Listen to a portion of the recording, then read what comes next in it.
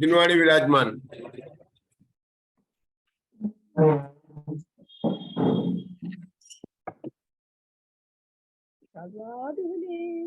द्रव्य गुण पर्याय और प्रमाण का गण कर्म चेतन बंध का अधिकर्म के अवसान का कह कर स्वरूप यथार्थ जग का जो किया उपकार है उसके लिए जिनवाणी माको वंदना शक्ति वंदना शक्ति।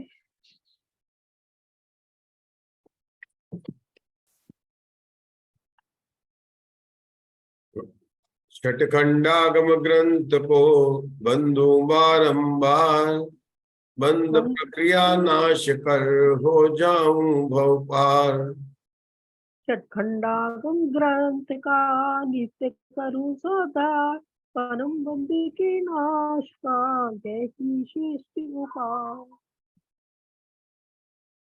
जय मंगल भूदानम शिवलाणम नादम सनमयाणम ते लोक सेराणम नमो सया सर्वसिद्धाणम।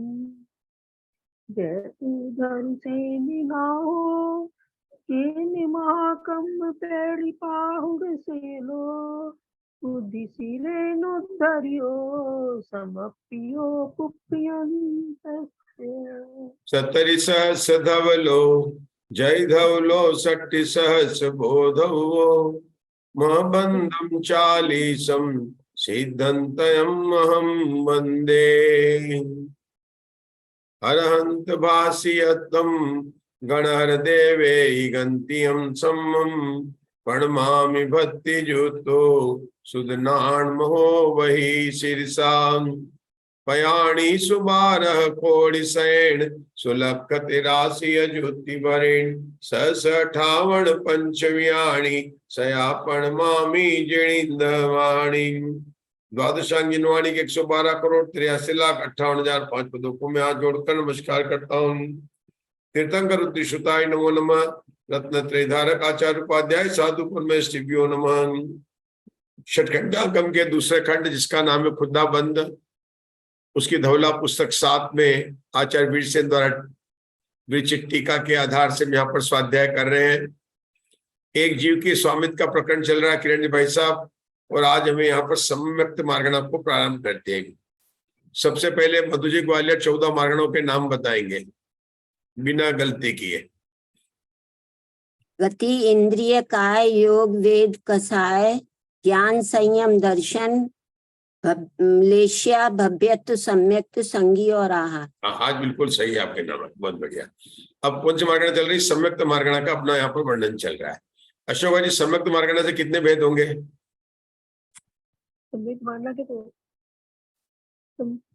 चलिए कोई बात नहीं।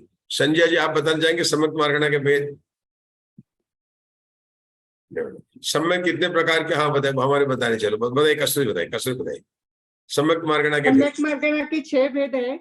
हाँ। मिथ्यात्व, सासाधन, मिश्र, औक्षमिक, अयोक्षमिक और शायिक।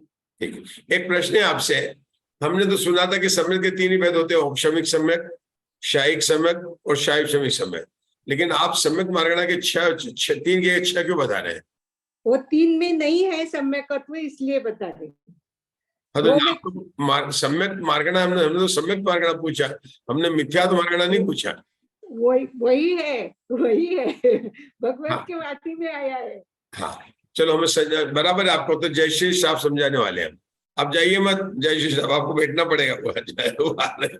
प्रीति जी आप बताएंगे सम्यक के 3 भेद है, औपशमिक सम्यक, शायिक सम्यक और शायिक सम्यक 3 भेद है। अब मार्गणा के कसों बोलते 6 भेद है, ये हमको समझ में नहीं आया, ये क्या कारण है? जय श्री साहब बताएंगे आप। सम्यक के 3 भेद और मार्गणा के 6 भेद, ऐसा कैसे हो गया? मार्गणा यानी जीव का अन्वेषण करना, तो जहाँ सम्यक तो नहीं है वहां पे भी जीव है, ये बताना चाहते हैं। अच्छा, इसलिए मार्गणा में ये भी लिया है, मिथ्यात्व वगैरह भी लिया है, सासाधन। सदान सम्यक्त्व और सम्यक मिथ्यात्व, ये 3 लिए है और इसलिए 6 भेद बनते हैं। लेकिन वो फिर उन्होंने वो जो तनुवात वाले में जीव है उनको क्यों नहीं लिया? वहां भी जीव तनुवात वाले में सिद्ध भगवान। हाँ, वहां तो मिथ्यात्व होगा ना, तनुवात वाला सम्यक्त्व है ना उनको, मिथ्यात्व सम्यक हमारे जैसे सिद्ध भगवान को क्षायिक सम्यक तो है ना। हाँ, है ना। तो शायिक सम्यक में कहां से कहां तक आ जाएंगे जीव? संजय जी, शायिक सम्यक में कहां से कहां तक जीव आएंगे? 4 से 13, 14। 4 से सिद्ध भगवान सिद्ध तक, भगवान तक आएंगे। 4 से सभी गुणस्थान में आएंगे और सिद्ध भगवान को मत छोड़ना, भगवान तक आएंगे। जैसे कहते हैं ना, ये सम्यक मार्गण का। अच्छा, सम्यक दर्शन की परिभाषा क्या बताइए किरण भाई साहब? सम्यक दर्शन की परिभाषा तत्वार्थ सूत्र में आया, तत्वार्थ श्रद्धानम, पूरी बोली क्या है? तत्वार्थ श्रद्धानम सम्यक दर्शन। हाँ, इसका पूरा कैसे कहें? विपरीत अभिनिवेश रहित तत्वों का यथार्थ श्रद्धान। क्या मतलब होता तत्व का श्रद्धान? जो अरिहंत भगवान ने बोले 7 द्रव्य 7 तत्व 9 पदार्थ, हाँ, इनके बारे में पक्का श्रद्धा चाहिए। पक्का श्रद्धा करना। तत्व के नाम आपको बताएंगे किरण भाई? तत्व 7 तत्व और 9 पदार्थ के नाम किरण भाई साहब, अभी आप लोग हाथ नीचे रखिए। जीव, अजीव, हाँ, आश्रव, बंध, संवर, निजरा, मोक्ष। अच्छा, और अगर द्रव्य के नाम लेंगे तो क्या अंतर पड़ जाएगा द्रव्य में? जीव, पुद्गल, धर्म, अधर्म, आकाश काल। तो पहला जीव द्रव्य और जीव तत्व दोनों में नाम सेम ही रहा, मतलब पहला जो है, पहला जीव तत्व भी है और जीव भी है। अब उन्होंने कहा तत्वार्थ श्रद्धान सम्यक दर्शन, उन्होंने तत्व का श्रद्धान क्यों नहीं किया? अर्थ भी क्यों लगाया? तत्वार्थ श्रद्धान सम्यक दर्शन, तत्व का और अर्थ दोनों का श्रद्धान को सम्यक दर्शन क्यों कहा?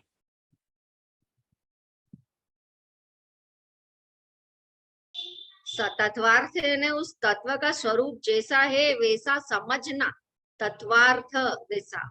हाँ, तो तत्व का श्रद्धान बोलना चाहिए था, उन्होंने तत्वार्थ अर्थ क्यों लगाया? ये सब तत्व। अच्छा, मैं 2 लाइन बोलूंगा, आपको समझाना है, आपको याद रहेगा।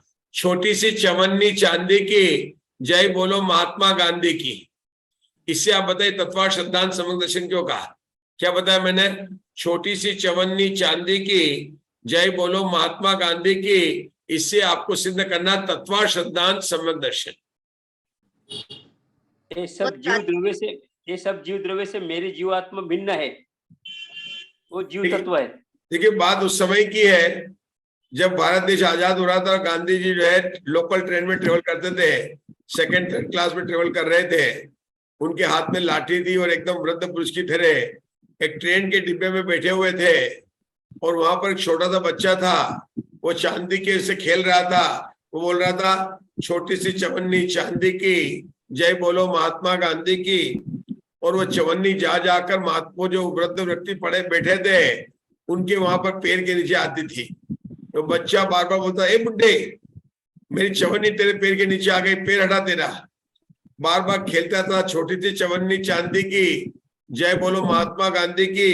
कभी उनके ऊपर, उनको पूरे ट्रेन के अंदर बुड्ढे बुड्ढे कहकर जो है उनको पुकारता रहा। जब आगे का स्टेशन आया तो वह वृद्ध व्यक्ति नीचे उतरता है, और वहां पर देखा वो सब लोग उनकी जय जयकार कर रहे हैं और उनको हार पहना रहे हैं। तो बच्चा बड़ा आश्चर्य से खिड़की में देखने लगे, अरे रे, ये तो वही महात्मा गांधी जिसकी मैं जय बोल रहा था, जिसको मैं बुड्ढा बोल रहा था।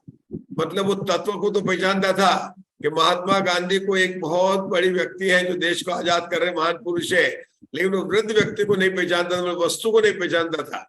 तो वस्तु को भी पहचानना जरूरी है और उसके भाव को भी पहचानना जरूरी है। इसलिए आचार्य उमा स्वामी ने क्या कहा? तत्वार्थ श्रद्धानम सम्यक। ये सम्यक दर्शन कहाँ प्रकट होता है किरण जी भाई साहब? कौन से गुणस्थान में? 7वें में के 13वें में? चौथे गुणस्थान में शुरू होता है। चौथे गुणस्थान आता है। तो तीसरे से पहले से तीसरे में आया, फिर चौथे में, कि पहले से दूसरे में आया फिर चौथे में? पहले से चौथे में जा सकता है ना। पहले से चौथे में या सातवें में? पहले से हमेशा चौथी क्लास में आते हैं, पहले से जीव हमेशा चौथे में आते हैं। दूसरा और तीसरा जो है ये वास्तव में गिरते समय होता है। मतलब वास्तव में डायरेक्ट तो सबसे पहले अनादि मिथ्या दृष्टि सम्यक दर्शन को प्राप्त करता सीधा पहले से चौथे में आता है। अब अंतिम प्रश्न और एक पूछना चाहता हूँ, जो ममता जी बोलेंगे मोक्ष मार्ग में कौन कौन से गुणस्थान अनिवार्य हैं, जिनके बिना मोक्ष की प्राप्ति नहीं हो सकती। मोक्ष मार्ग में गुणस्थान 14 होते हैं, कौन कौन से गुणस्थान अनिवार्य हैं? चतुर्थ गुण स्थान से ममता जी बता रहे हैं। चतुर्थ गुण स्थान से और फिर संयम का अपेक्षा से छठा सातवां से ऊपर। हाँ, तो आप एक बताइए कितने गुणस्थान, गिन के बताइए कितने गुणस्थान 4 अनिवार्य है? 5 6 7 9 10 11। हाँ, अब अशोका जी बता रहे, बताइए अशोका जी। अशोका जी बता रहे। 11 चौथा सातवां आठवां नौवां 10वां 12वां और 13वां 14वां। कौन कितने हुए, गिन के बताइए कितने हुए? 8 हो गए जी, 8 हैं? हुए 8। फिर से गिनाओ। चौथा हाँ। छठा चौथा सातवां आठवां नौवां 10वां 12वां 13वां और 14वां। थोड़ा मुझे प्रीति जी आप बताइए कौन सा, मुक्ता जी बता रहे कौन सा अनिवार्य है? क्या 14 गुणस्थान अनिवार्य है क्या? 7 8 9 10 12 13 14। हाँ, ये मतलब पहले के बाद में सीधा जीव 7वें में जा सकता है, छठे में जरूर आएगा। तो 6 7 8 9 10 12 13 और 14, ये 8 गुणस्थान पे मतलब जो है एक के बाद में ये अनिवार्य है। चौथा गुणस्थान अनिवार्य नहीं, पांचवा गुणस्थान अनिवार्य नहीं। यद्यपि राजमार्ग है, लेकिन कोई जीव डायरेक्टली पहले से मंद कषाय के अंदर अगर द्रव्यलिंगी है तो वो सीधा अगर समुद्र से प्राप्त करेगा तो 7वें में जाएगा, 7वें के बाद में नियम से गिरकर 6ठे में आएगा, कई बार सहस्त्र परावर्तन करेगा और उसके बाद में शपक श्रेणी चढ़कर मोक्ष जा सकता है। अब यहाँ पर बात चल रही है कि हमारी चल रही है एक जीव के प्रति स्वामित्व चल रहा है और हमें इसको जो है आज जो विषय को आगे बढ़ाना है। किरण जी भाई साहब सूत्र पढ़िए, सूत्र नंबर कौन सा है देखिए, सम्मत मार्गणा का 68 सम्मतानुवादेन। यस, पढ़ता हूँ। सम्मतानुवादेन सम्मति नाम कदम भवति। हाँ, सम्यक तो मार्गानुसार जीव सम्यक दृष्टि किस कारण से होता है? क्या औदैहिक भाव से सम्यक दृष्टि होता है, क्या औपचारिक भाव से, क्या क्षायिक भाव से, क्या क्षायक भाव से, क्या पारणिक भाव से? ऐसा मन में विचार कर पूछा गया है, तो किस कारण से होता है? हाँ, अब इस 68 प्रश्न का उत्तर हमारे देंगे ममता जी दोषी देंगे। किस कारण से होता है? पढ़े भी ना, उसको नहीं पढ़ना, आगे नहीं पढ़ना।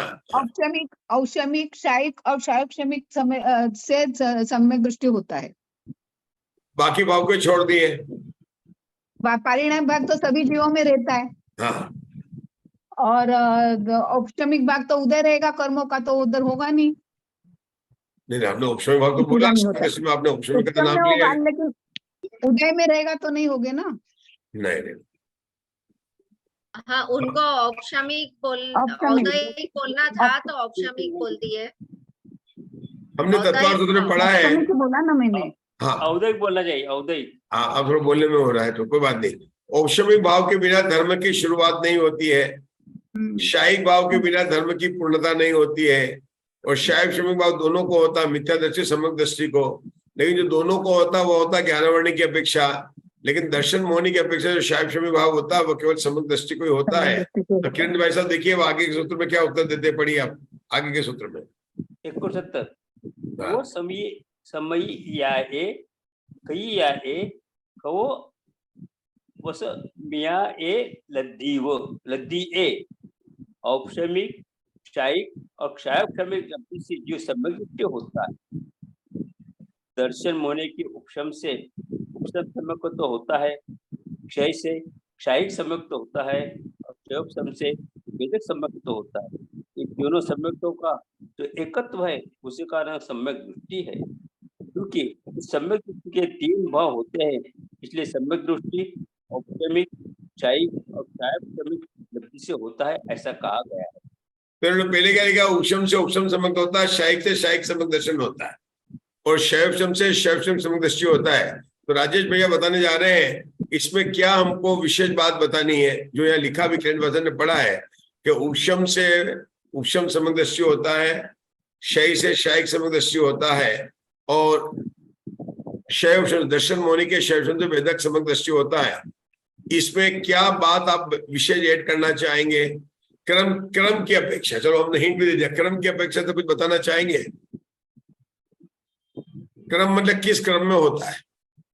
3 प्रकार के सम्यक की बात बोल रहे हैं, औपशमिक सम्यक, शायिक सम्यक, शायव सम्यक सम्यक। यहाँ लिखा पहले नंबर पर क्या लिखा? औपशम सम्यक, फिर क्या लिखा? शायिक सम्यक, फिर क्या लिखा? शायव सम्यक। बताइए मुग्धा जी। प्रथम औपशमिक होगा, बाद में क्षावशमिक होगा, उसके बाद में क्षायिक होगा। हाँ, यहाँ पर यद्यपि दूसरे नंबर पर शायिक लिखा है, लेकिन वो तो शब्दों के कारण लिखा, बाकी क्योंकि तत्वार्थ ना औपशमिको शायिको भावो मिश्रस्य, तो वो तो उसकी अपेक्षा देखा। कारण दूसरा, क्रम का कारण क्या बताया गया मालूम है आपको? क्रम का कारण क्या बताया गया कि पहले नंबर पर औपशमिक लिखा, दूसरे शायिक लिखा, तीसरा शायव शमिक। ये होने की अपेक्षा से नहीं है, होने की अपेक्षा निर्मल है। जीवों की संख्या की अपेक्षा। ये दोनों जो है पहले वाले निर्मल है, क्षावशमिक है जो वो समन है। हमारा प्रश्न क्या है कि सबसे पहले जीव को औपशमिक सम्यक होता है, उसके अंदर शायव शमिक भेदक सम्यक दृष्टि होता है, और फिर शपड़ा करके शायिक सम्यक दृष्टि बन जाता है। यहाँ पर इन्होंने जो क्रम लिखा है वो पहले औपशमिक, फिर शायिक और फिर शायव शमिक लिखा, और तत्वार्थ सूत्र में भी एक क्रम आया है। जीवों की तो यही संख्या कर की दिया। अपेक्षा से। किसकी अपेक्षा से प्रीति जी? जीवों की संख्या की अपेक्षा से। किसकी? जीवों की संख्या की अपेक्षा से। संख्या की अपेक्षा से। बहुत बढ़िया, सही उत्तर ही है। हाँ, समझाइए प्रीति जी, आपका उत्तर सही समझाइए, सबको समझाइए। जैसे पहले औदायिक लिया है तत्वार्थ सूत्र में, तो औदायिक भाव की संख्या सबसे ज्यादा है, फिर बाद में क्षायिक। नहीं नहीं नहीं, थोड़ा आप अभी तक तो सही बोल रहे थे, अपने को बात औपशमिक करनी। संख्या सबसे कम है, क्षायिक, हाँ शायिक औपशमिक की उनसे लिया, अधिक है। क्षायिक लिया और क्षायक्षमिक लिया, तो ये बढ़ते क्रम में लिया। औपशमिक की सबसे कम, फिर क्षायिक की, फिर क्षायक्षमिक की, फिर औदायिक की, और फिर पारिणामिक। जैसे पारिणामिक को सबसे ज्यादा इसलिए संख्या होती है, इसलिए सबसे एंड में रखा है। ये हाँ, लेकिन बढ़ते मैं- क्रम में लिया है। मैं तो आचार्य वीर सेन का शंकाकार हूँ। मैं आपसे शंका उठाता हूँ कि आपने बोला कि शायिक भाव से शायव भाव ज्यादा अधिक है, लेकिन शायिक भाव में तो सिद्ध भगवान भी आ गए, और सिद्ध भगवान अनंत है, जबकि शायव भाव संसारिक जीवों को होता है। तो फिर आप कैसे कह सकते हैं कि शायिक भाव से जो शायव भाव अधिक है? चौथे गुण स्थान पे। शायव शमिक सम्यक दृष्टि किसको होता है? चौथे से 7वें गुण स्थान तक होता है, और शायिक सम्यक दृष्टि में तो सिद्ध भगवान भी आ गए। तो फिर आपने तीसरे नंबर पर शायव शमिक को रखा, आपको दूसरे नंबर पर रखना था। संख्या की अपेक्षा से उपशम सम्यक दृष्टि सबसे कम है, बराबर है, लेकिन फिर आपको दूसरे नंबर पर लाना था शायव शमिक, फिर तीसरे पर शायिक ले जाना था, और आप तो दूसरे पर लिया है शायिक। क्यों? संसारी जीवों की अपेक्षा से है ये, चौथे गुण स्थान की अपेक्षा। संसारी जीवों की अपेक्षा से। मैं कहना चाहूंगी सबकी अपेक्षा से लगाओ, क्योंकि शायव शमिक भाव में तो सभी आता है, मिथ्या दृष्टि और सम्यक दृष्टि सभी आ रहे हैं।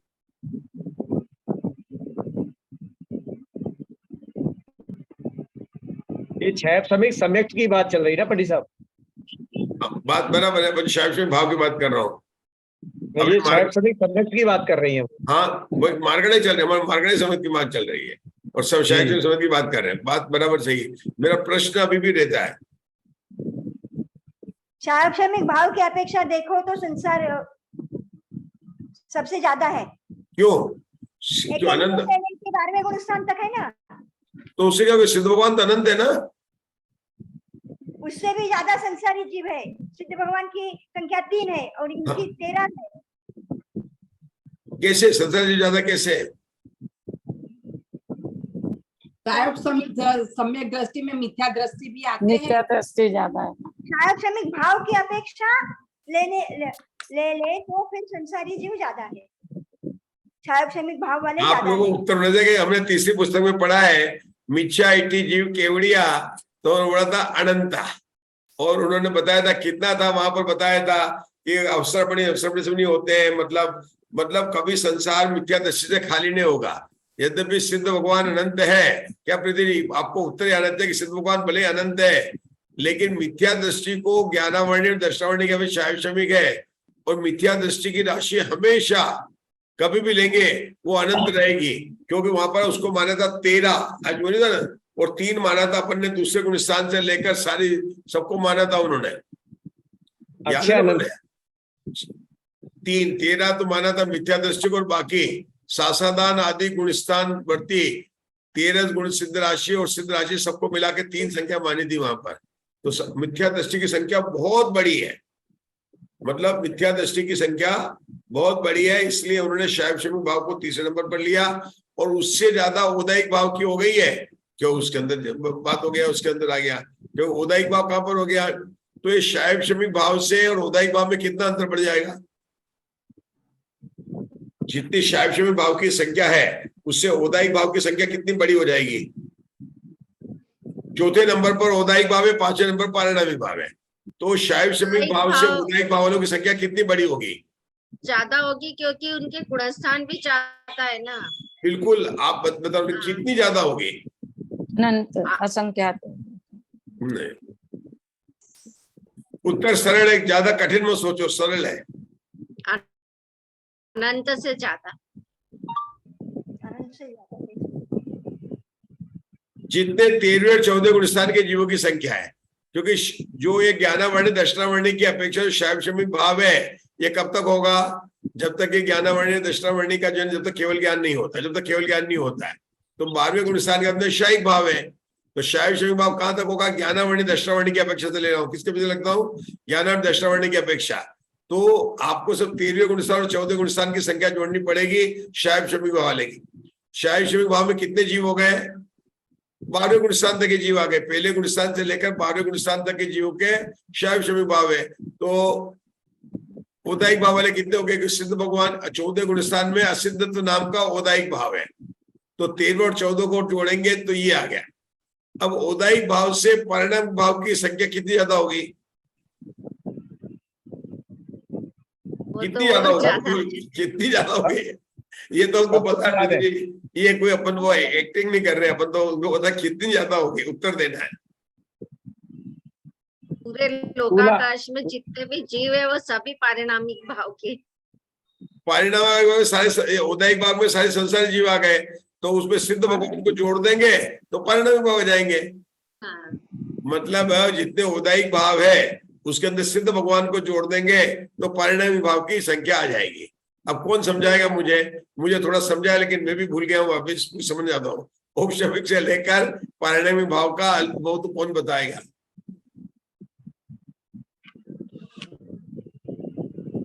कस्तूर जी बताएंगे। चलो कस्तूर जी घबराते नहीं, बताएंगे, बताओ, नहीं बताएंगे, ठीक है, नहीं बता सकती, खाली पारिणामिक भाव का बता सकती हूँ। कोशिश करते हैं। संजय जी बताएंगे। है हमारे उर्मिला जी आ रहे हैं दिल्ली से, आए आज, उर्मिला जी का आईफोन लग चल रहा है। वो तो रोज आते हैं, आज नहीं रोज आते हैं। अच्छा, रोज आते हैं उर्मिला जी।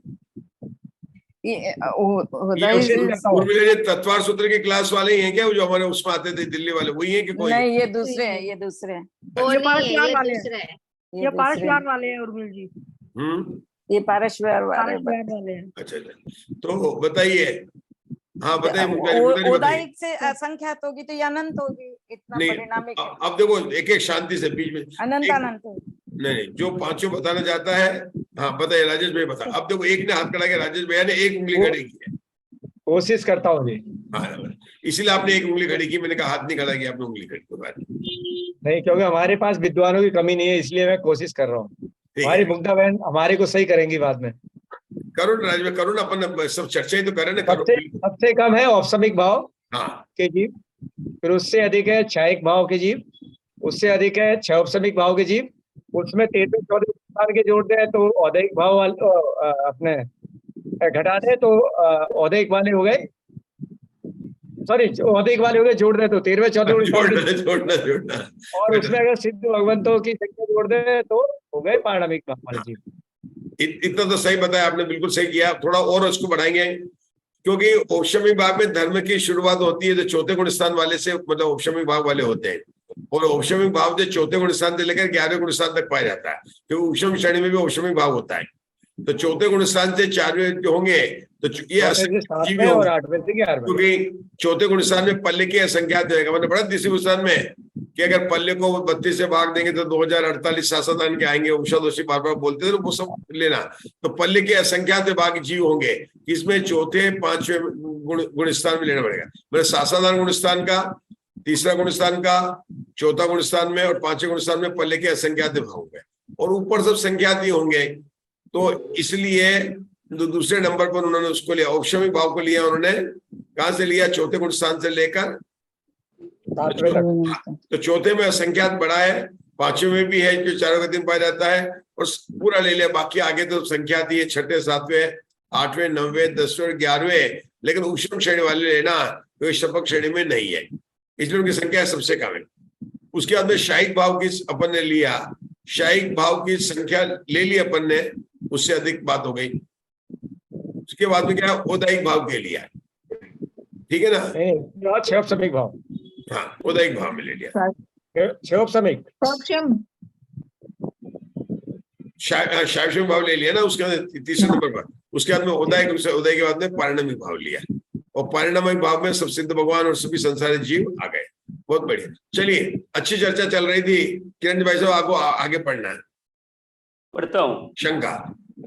शंका, एक की सम्यक दृष्टि के 3 भाव कैसे होते हैं? समाधान, नहीं, क्योंकि जैसे पृथकत्व सामान्य एक के एक साथ अनेक वर्णों के होने में कोई विरोध नहीं आता, क्योंकि जैसे पृथक सामान्य एक के एक साथ अनेक वर्णों के होने में कोई विरोध नहीं आता, उसी प्रकार एक ही सम्यक दर्शन के अनेक परिणाम रूप होने में कोई विरोध नहीं है। ये क्या बोल रहा है? ये दो बातें। एक बार हम क्या समझ रहे हैं इसको पढ़ के कि तीनों सम्यक दर्शन एक साथ नहीं होते, वो तो सम्यक दर्शन 3 प्रकार के होते हैं, ठीक है ना? लेकिन आचार्य ने ये बात नहीं बताई, वो बात तो है ही है। शंकाकार की संख्या जो हमने पढ़ी कि तीनों सम्यक में एकत्र तो कैसे हो सकता है कि तीनों सम्यक एक किसी भी जीव को एक साथ तीनों सम्यक नहीं होगा। चारित्र भी लेंगे तो बात अलग है, ये तीनों भाव एक साथ नहीं होंगे, ठीक है ना? अभी मैं भावों की अपेक्षा बात नहीं कर रहा हूं कि उष्म श्रेणी में तीनों भाव, वो पांचों भाव एक साथ घटते हैं, वो बात यहाँ पर नहीं हो रहे हैं। अपन जब सम्यक की अपेक्षा से बात करें, अपनी सम्यक मार्गणा चल रही है, अभी चारित्र की बात नहीं चल रही है। सम्यक मार्गणा मतलब किसी जीव को उपशमिक सम्यक भी हो, शायिक सम्यक हो और शायिक सम्यक हो। ऐसा हो सकता है क्या राजेश भैया? नहीं हो सकता। या तो उपशमिक सम्यक होगा या शायिक सम्यक सम्यक होगा और ये शायिक सम्यक होगा। तो प्रश्न जो पूछा गया कि तीनों के एक साथ एकत्व कैसे है, एक ही सम्यक दृष्टि के 3 भाव कैसे होते हैं, तो इस प्रश्न में सामान्य से तो लगता है कि वह यह पूछ रहा है कि 3 सम्यक एक साथ कैसे हो सकते हैं।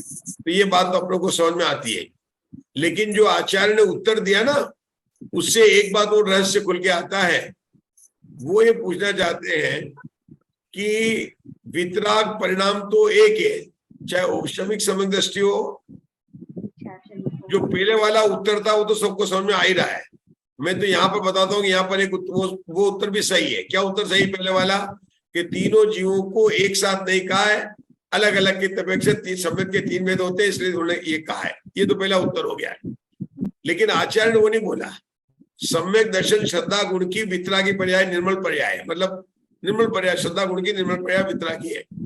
तो उस पर्याय के अंदर ये 3 भाव कैसे घटित होते हैं? क्योंकि चाहे वो उपशमिक सम्यक दृष्टि हो तब भी उसकी श्रद्धा गुण की निर्मल पर्याय, चाहे वो शायिक सम्यक दृष्टि हो तब भी उसके श्रद्धा गुण की निर्मल पर्याय, चाहे वो शायिक सम्यक दृष्टि हो तब भी श्रद्धा गुण की निर्मल पर्याय।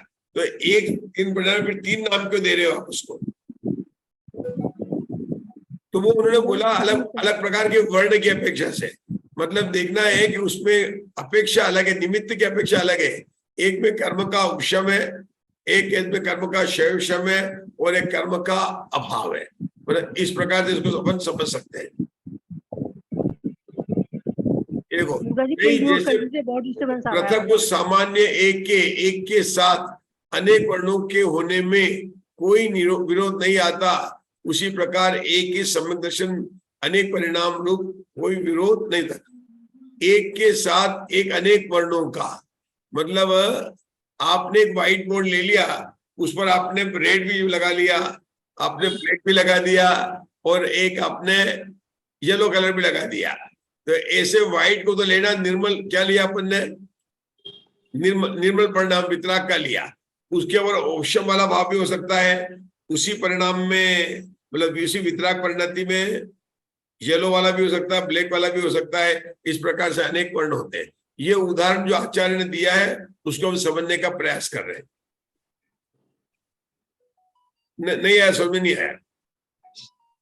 पहले तो बिना समझे आगे बढ़ने के लिए तो अपने को समझ में आ गया है कि तीनों सम्यक दर्शन एक साथ नहीं होते हैं, तो सबको समझ में आ गया है। ये तो समझ आ गया। अब मैं समझने कह रहा हूँ आचार्य ने उत्तर क्या दिया उसको समझ ले रहा हूं कि एक के साथ अनेक वर्णों का, तो एक किसको लेना, वितराग श्रद्धा गुण की निर्मल परिणति को लेना, और अनेक वर्ण किसको लेना, अलग अलग लेना, औपशमिक भाव वाला लेना, शायिक भाव लेना और शायशमिक भाव लेना। तो वो तीनों एक वितरागी व्हाइट पर तीनों हो सकते हैं। तीनों एक साथ नहीं किए, आपने पहले एक ब्लैक कलर का डाल दिया व्हाइट बोर्ड पर, फिर वो मिट गया, उसी पर फिर अपने सफेद डाल दी, येलो डाल दिया, अलग कलर का डाल दिया, तो अनेक वर्ण हो सकते हैं। तो क्या कहेंगे, व्हाइट में येलो भी है, व्हाइट में ब्लैक भी है, व्हाइट में रेड भी है। तो निर्मल परिणाम में उपशम सम्यक दृष्टि भी है, निर्मल परिणाम में शायिक भी है, निर्मल परिणाम में शायिक भी। ऐसा इसका अर्थ यहाँ पर। तीनों में श्रद्धा गुण की अपेक्षा लिया है। हाँ, श्रद्धा गुण का निर्मल परिणाम लिया है, और तीन अलग अलग, इसलिए बोला कि तीनों परिणाम एक साथ मतलब हो सकते हैं एक सम्यक दर्शन के परिणाम में। चलिए आगे का पढ़े करने भाई साहब। गाथा नंबर 70। कय्य सम्मा इट्ठी नाम कदम भवदी। जीव क्षायिक सम्यक दृष्टि किस कारण से होता है? जीव क्षायिक सम्यक दृष्टि किस कारण से होता है? हाँ, सुगमम, यह सरल है, यह सूत्र सुगम है। सूत्र नंबर आगे का है। हाँ, कई या लब्धिव क्षायिक लब्धि से जीव क्षायिक सम्यक दृष्टि होता है। क्षायिक लब्धि से जीव क्षायिक सम्यक दृष्टि होता है। दर्शन मुनीय कर्म के विशेष विनाश को क्षय करते हैं। दर्शन मुनीय कर्म के विशेष विनाश को क्षय करते हैं, और उस क्षय से जो जीव परिणाम उत्पन्न होता है वो क्षायिक लब्धि कहलाती है। उसी क्षायिक लब्धि से जीव क्षायिक सम्यक दृष्टि होता है। क्या बोला इन्होंने कि दर्शन मोहनी के निश्चय में कंप्लीट सम्यक मोहन, दर्शन मोहनी की तीन प्रकृतियां, मिथ्यात्व, मिश्र और सम्यक प्रकृति। जब जीव पहले अनंतानुबंध की विसर्जना करता तीन कर्म परिणाम के बाद में, उसमें दर्शन मोह की क्षपणा प्रारंभ करता है। तो मिथ्यात्व प्रकृति का सारा द्रव्य जो है संक्रमण होकर मिश्र में आ जाता है और सम्यक में आ जाता है। फिर मिश्र प्रकृति का भी द्रव्य संक्रमण होकर सम्यक प्रकृति में आ जाता है। जब ये अवस्था बनती है तो सम्यक की केवल अंतर्मूट मात्र प्रमाण स्थिति होती है, और वो जीव कृत कृत वेदक बन जाता है, और फिर एक एक करके समाप्त हो जाता है। तो सभी जब समाप्त हो जाता है, दर्शन मोह का निशेष रूप बिना कुछ भी शेष रहे हुए समाप्त होता है, तब जीव शायिक सम्यक दृष्टि होता है। ये हम जानते हैं। शायिक सम्यक दृष्टि कैसे बनेगा? पहले अनंतानुबंध की विसर्जना होगी। कैसे होगी? तीन करण परिणाम से होगी, अधकरण, अपूर्वकरण, निर्धिकरण। उसके बाद में रेस्ट करेगा, फिर तीन करण करेगा, दर्शन मोह की क्षपणा प्रारंभ करेगा। कहां पर करेगा? केवली शुद्ध केवली के पाद मूल पर करेगा। प्रस्तावक तो वही करेगा, निष्ठापक चारों गति में हो सकता है, लेकिन कब? जब कृतकृत्य वेदक हो जाए। कृतकृत्य वेदक किसे कहते हैं? कि वह शायिक सम्यक दृष्टि जिसकी सत्ता में मिथ्यात्व प्रकृति पूरा संक्रमण हो चुका है, मिश्र प्रकृति पूरी संक्रमण हो चुकी है, और केवल सम्यक प्रकृति की स्थिति अंतर्मूट मात्र रह गई है, उसको कहते हैं कृतकृत्य वेदक सम्यक दृष्टि। और उसके भी सभी प्रकृतियों का एक एक करके क्षय होने के बाद में वह शायिक सम्यक दृष्टि होता है। इसको शायिक लब्धि कहते हैं। आगे सूत्र नंबर 72। सूत्र नंबर 72। वेदक सम्मा इट्ठी नाम कदम भवदी। जीव वेदक सम्यक दृष्टि किस कारण से होता है? यह सूत्र सुगम है। ये होता है मतलब प्रच्छा सूत्र है, इसलिए सुगम लिख रहे हैं, हर जगह प्रच्छा सूत्र है। हाँ, आगे 73। खो वस मियाए लद्दीव। क्षायक लब्धि से जीव वेदक सम्यक दृष्टि होता है। क्षायक श्रमिक लब्धि से जीव वेदक सम्यक दृष्टि होता है। सम्यकत्व प्रकृति रूप देशघाती स्पर्धकों की अनंत गुणी हानि होने से उदय में आए हुए अति अल्प देशघातीपने की अपेक्षा शांत हुए उन सम्यक प्रकृति के स्पर्धकों का चूंकि क्षयोपशम नाम दिया गया है, इसलिए वो क्षयोपशम से उत्पन्न जीव परिणाम को क्षयोपशम लब्धि कहते हैं। उसी क्षयोपशम लब्धि से वेदक सम्यकत्व होता है। कौन कौन समझाएगा? ये वही क्षयोपशम की परिभाषा बताइए। सम्यक प्रकृति के जो देशघाती स्पर्धक है उनका उदय है, सर्वघाती का वही अपन अपनी परिभाषा लगा सकते हैं। और यहाँ पर क्या लगाएंगे मुग्धा जी कि वो जो सर्वघाती स्पर्धक है वो भी देशघाती के रूप में होकर उदय में आ रहे हैं। मतलब यहाँ पर जो उन्होंने बोला ना देशघाती सर्वघाती का, अपनी परिभाषा क्या लगेगी? सम्यक प्रकृति का देशघाती स्पर्धकों का उदय और सर्वघाती का उदय। अब यहाँ पर सर्वघाती कौन से लेंगे? सम्यक प्रकृति के साथ में कौन से सर्वघाती लेंगे? मिथ्यात्व और मिश्र दोनों लेंगे। बहुत बढ़िया। मतलब जब सम्यक प्रकृति का उदय है तो मिथ्यात्व और मिश्र प्रकृति जो देशघाती रूप है उनका लेंगे वर्तमान काल में उदय में आने वाले का उदयाभावी क्षय, भविष्य में उदय आने वाले का सदवस्था रूप उपशम। तो ये परिभाषा अपन हमेशा घटाते हैं। कोई समझा क्या बताया? मतलब हमारे मुग्धा जी ने तो बता दिया, कोई इस परिभाषा को समझाएंगे क्या बता रहे हैं मुग्धा जी? बात चल रही सम्यक प्रकृति की। अगर हम संतुलन लेंगे तो बात अलग। यहाँ पर क्या है कि सम्यक प्रकृति भी दर्शन मोहनी का ही भेद है और मिथ्यात्व भी दर्शन मोहनी का ही भेद है और मिश्र भी दर्शन मोहनी का भेद है। अंतर क्या है कि मिथ्यात्व प्रकृति में सर्वघाती स्पर्धा की है, सर्वघाती प्रकृति है। जो मिश्र प्रकृति वो भी सर्वघाती प्रकृति है। अभी जब शैवशम हो रहा है तो उस जीव की सत्ता में तीनों प्रकृतियां हैं। तो शैवशम की परिभाषा कैसे बनेगी? सम्यक प्रकृति जो देशघाती है उसके स्पर्धकों का स्पर्धकी है। सम्यक प्रकृति देशघाती स्पर्धकी है, उसका तो चल रहा है उदय। और जो मिश्र और मिथ्यात्व है कैसी प्रकृति है अशोका जी? अशोका जी ने बताया सर्वघाती स्पर्धक है। उन सर्वघाती स्पर्धकों का वर्तमान काल में अशोका जी बता रहे हैं, उनकी तरफ से उन्होंने मुझे बताया अभी कि वर्तमान काल में उदय में आने वालों का उदयाभावी क्षय हुआ और भविष्य में आने वाले का सदवस्था रूप उपशम हुआ। ये शैवशम हो गया, इसको शैवशम की लब्धि कहते हैं। ये परिभाषा हम समझ रहे हैं। अब हमने पूछा जब मुग्धा जी से कि यहाँ पर क्या परिभाषा बता रहे हैं, यहाँ पर आचार्य एक बात और बताते हैं कि देशघाती इसका तो उदय है ही है और आपको ये लेना हो कि सर्वघाती जो स्पर्धक है वो देशघाती स्पर्धक उदय में आकर जो खिल रहे हैं वही हो गया उनका क्षय। वो क्या हो गया? क्षय। इस प्रकार से उन्होंने शैवशम की परिभाषा बताई। क्या मतलब हुआ मुग्धा जी इसका? मिथ्यात्व प्रकृति और मिश्र प्रकृति का सर्वघाती प्रकृतियों का देशघाती में आकर क्षय होना, इसका क्या अर्थ हुआ? यानी मिथ्यात्व के जो निषेध है वो देशघाती रूप होके सम्यक प्रकृति रूप में परिणमित संक्रमित होके उदय में आते हैं। देखो ये प्रकृति है मिथ्यात्व की, मैं बता दूं इसको आपको।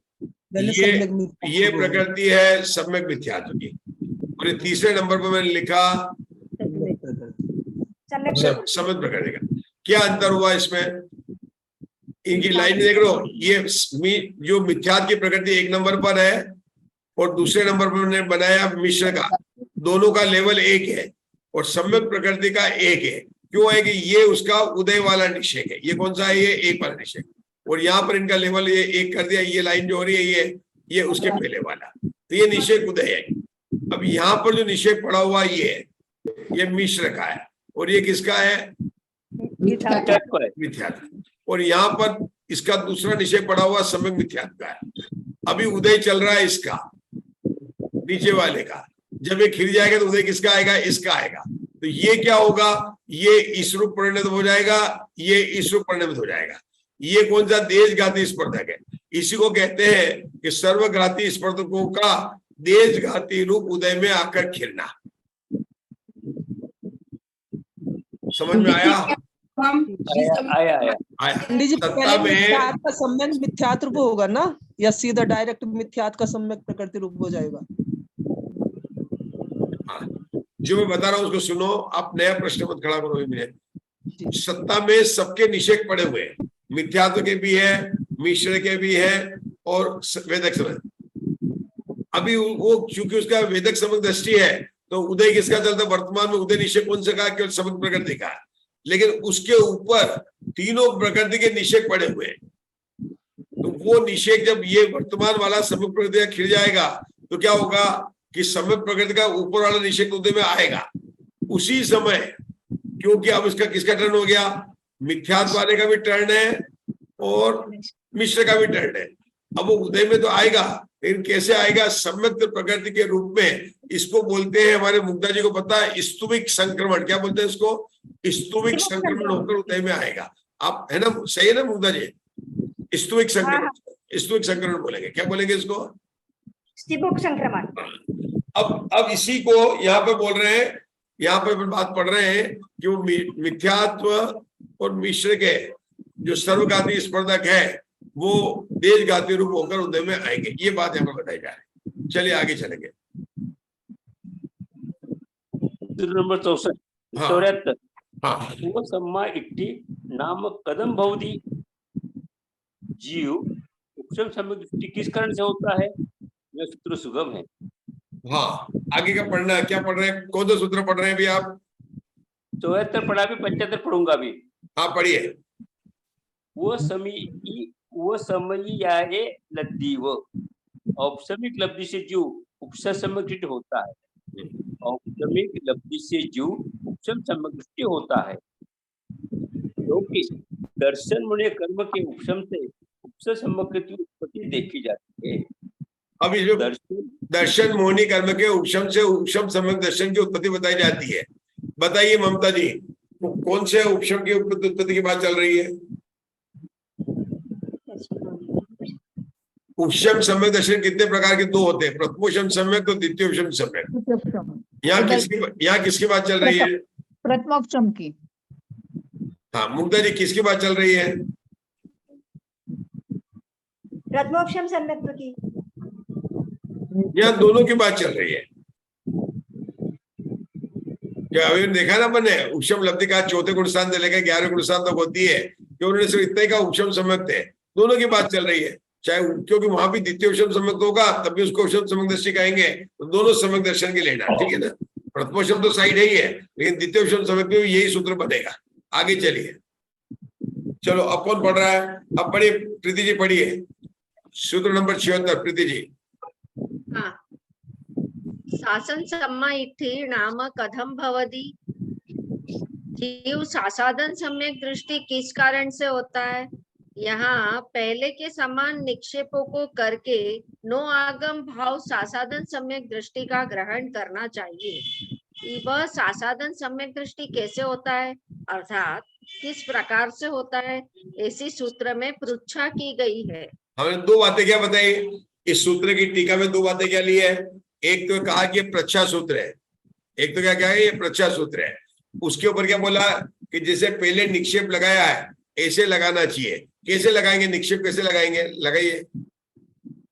निक्षेप 4 होते हैं, नाम, स्थापना, द्रव्य और भाव। तो यहाँ पर बता, नाम निक्षेप की बात नहीं, स्थापना की बात नहीं है, द्रव्य की बात नहीं है, यहाँ पर नो आगम भाव की निषेध है। आगम भाव की भी नहीं, नो आगम भाव निक्षेप की बात है।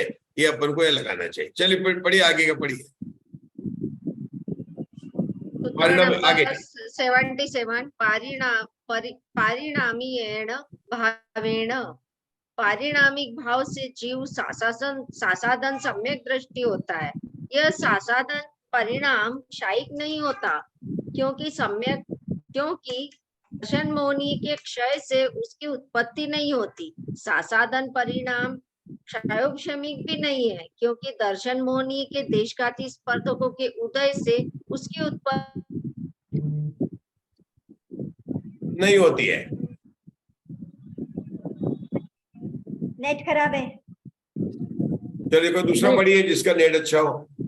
ये मधु जी ग्वालियर को पढ़ लेने दीजिए और ये अशोका जी पढ़ लीजिए, दोनों पढ़ लीजिए एक साथ। सर एक को परमिशन दीजिए, किसी एक को परमिशन दीजिए। पढ़िए। ठीक है सर। पांडविक भाव से जीव सासाधन सम्यक दृष्टि होता है।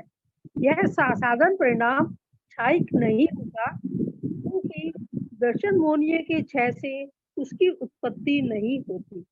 साधन परिणाम छायोपशमिक भी नहीं है, क्योंकि दर्शन मोहनीय के देशघाती स्पंदकों के उदय से उसकी उत्पत्ति नहीं होती।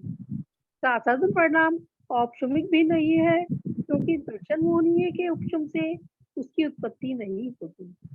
साधन परिणाम औदायिक भी नहीं है, क्योंकि दर्शन मोहनीय के उदय से उसकी उत्पत्ति नहीं होती। अतएव परिशेष न्याय से पारिणामिक भाव से साधन परिणाम होता है। हाँ, समझा दीजिए पूरा, बिना देखे और बिना पढ़े। आपको पढ़ना नहीं, पढ़ चुके हैं, आपका पढ़ाई समाप्त हो चुकी है। हाँ जी, उन्होंने सारे सभी पहले होता है पारिशेष न्याय का क्या मतलब होता है? मोता जी बताइए। 5 में से 4 भाव हो गए, 5वां जो बचा वो पारिशिष्ट हो गया। हाँ, मतलब सबकी पॉसिबिलिटी रूल आउट कर दी है, तो वो 5वां बचा, तो वो बहुत बढ़िया बताया। पारिशेष न्याय का मतलब ये हुआ। तो 5 भाव कौन कौन से रूल आउट किए राजेश भैया, आप भी समझाइए। 4 किए ना, औपशमिक, छायिक, क्षयोपशमिक और औदायिक। तो अब क्या बताया उन्होंने?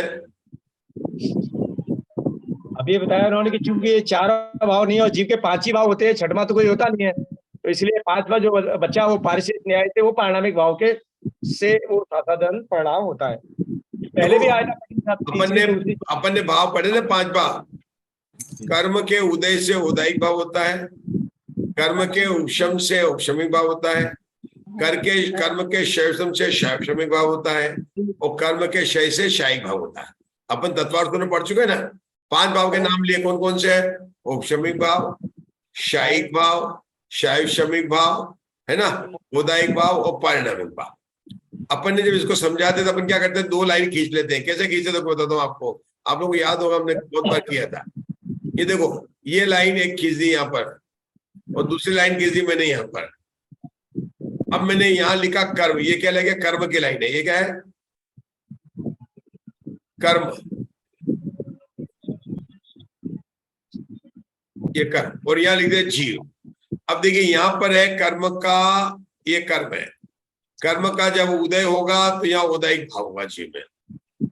कर्म का जब यहाँ पर उपशम होगा तो जीव में औपशमिक भाव होगा। कर्म का जब यहाँ पर क्षयशम होगा तो जीव में क्षयशमिक भाव होगा। कर्म का यहाँ पर गड़बड़ हो गया अभी।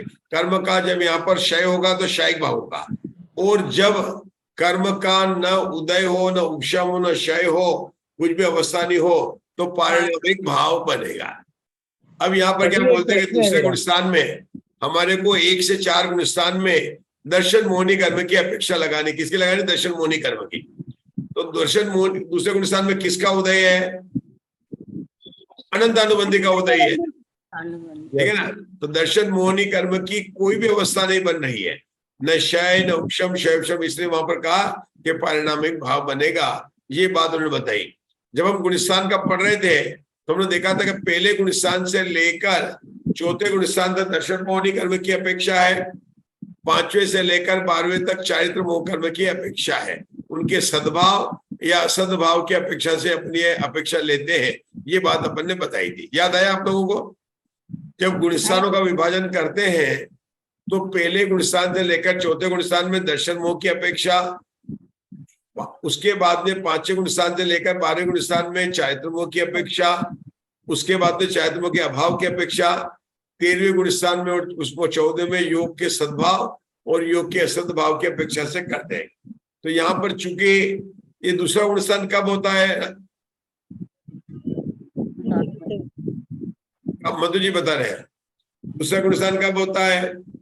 जब दूसरी बार कोई मरण करके नरक में जाता है तब दूसरा गुणस्थान होता है। नहीं, साधन समय नरक नहीं जाते। नरक में तो जाते ही नहीं, जाता ही नहीं। तो मैंने गलत बोल दिया, चलो ठीक है, कम से कम सुनते रहे। तो दूसरा गुणस्थान कब होता है? नीचे गिरता है, प्रथमोपम या द्वितीयोपम से गिरने से। हाँ, मतलब जो जीव प्रथमोपम सम्यक के काल में एक समय अच्छा अवली रह जाता है, तब वह जीव के अनंतानंदी कषाय के उदय आने पर वह शास्त्र गुणस्थान होता है। तो जो कि दर्शन मोह की किसी प्रकृति का उदय नहीं है, इसलिए उन्होंने उसको पारिणामिक भाव कहा।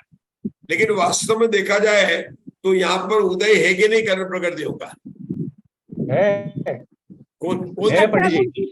अनंतानुबंधी का है, उदय है। अनंतानुबंधी की चारित्र मोहिनी की उदय है। हाँ वो उदय है। क्या क्या उनका उदय को और भी कर्म प्रकृति का उदय है कौन सी है? अशोका जी बता रहे हैं। 25 प्रकृतियां जो साधन के पहले गुण स्थान में 117 प्रकृतियों का उदय है, 16 की विच्छुद्धि हुई तो दूसरे गुण स्थान में 101 प्रकृति का उदय होगा। बिल्कुल सरल उत्तर था, इसलिए मैंने स्वयं दे दिया। कठिन होता तो उषा जी केकरा से पूछता। पहले गुण स्थान में 117 का है, उसने बंद स्थिति 16 की हुई, 117 में 16 घटा दिया तो 101 का उदय आ गया। चलिए आगे बढ़िए अशोका जी। शंका, वह उत्पन्न अनंतानुबंधी कषायों के उदय से साधन गुण स्थान उपलब्ध होता है, अतएव उसे औदायिक भाव क्यों नहीं कहते? समाधान, नहीं, क्योंकि दर्शन मोहनीय के उदय उपशम और क्षय व क्षयोपशम के बिना उत्पन्न होता है, इसलिए साधारण गुण स्थान का परिणामिक भाव स्वीकार किया है। क्योंकि यहाँ पर जो दर्शन मोहनीय का ना उदय है, ना उपशम है, ना क्षय है, ना क्षयोपशम है। नियम से अनंतानुबंधी का उदय साधारण गुण स्थान का कारण नहीं है, क्योंकि वह चारित्र मोहनीय है, इसलिए उसे दर्शन मोहनीय मानने में विरोध आता है। फिर शंका, अनंतानुबंधी चतुष्क दर्शन और चारित्र दोनों का मोहन करने वाला है। समाधान, भले ही अनंतानुबंधी चतुष्क उभय मोहनीय हो, किंतु यहाँ वैसी विवक्षा नहीं है। अनंतानुबंधी चतुष्क चारित्र मोहनीय ही है, इसी विवक्षा से साधारण गुण स्थान को परिणामिक कहा है। हाँ समझाइए, पढ़ना नहीं है, एक भी शब्द वहां लिखा वो नहीं बताना है। ठीक है, यहाँ पर उन्होंने अनंतानुबंधी का उदय कहा था कि अनंतानुबंधी के उसे साधन में आता है, तो उन्होंने फिर ये कहा यहाँ पर कि अनंतानुबंधी का उदय ही तो चारित्र होने का उदय है। हम लोगों ने गुणस्थान की क्लास पढ़ी है, अनंतानुबंधी की द्विस्वभाव रूपता की बात आती है। क्या थी द्विस्वभाव रूपता? जो शब्द बोलना था वही बोलना था। गुण की द्विस्वभाव रूपता क्या है कि वह चारित्र का भी घात करती है और सम्मित का घात भी करती है। दर्शन मोह की ये उदय है।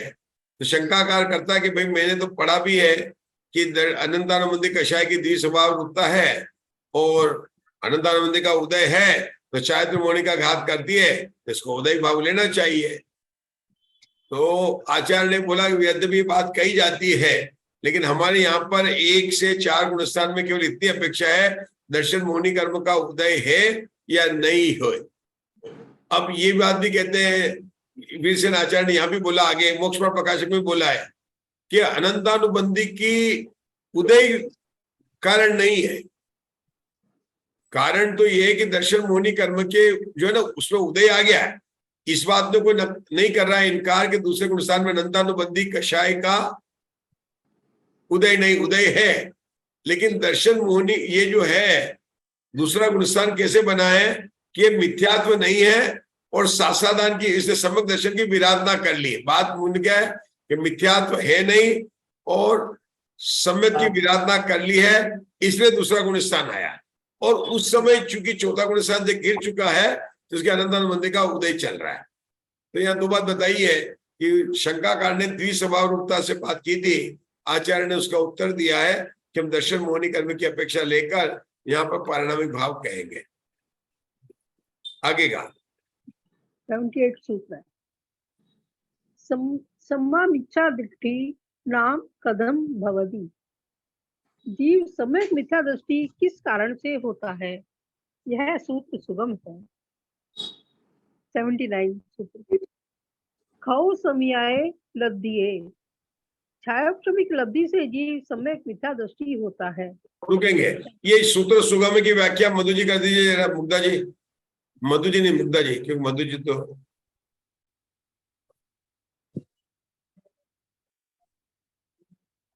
यहाँ पर भी निक्षेप नए और भाव की चालना करनी चाहिए। मतलब वो सुगम का मतलब यह है कि यहाँ भी निक्षेप लगाना चाहिए, नए लगाना चाहिए और चालना लगानी चाहिए।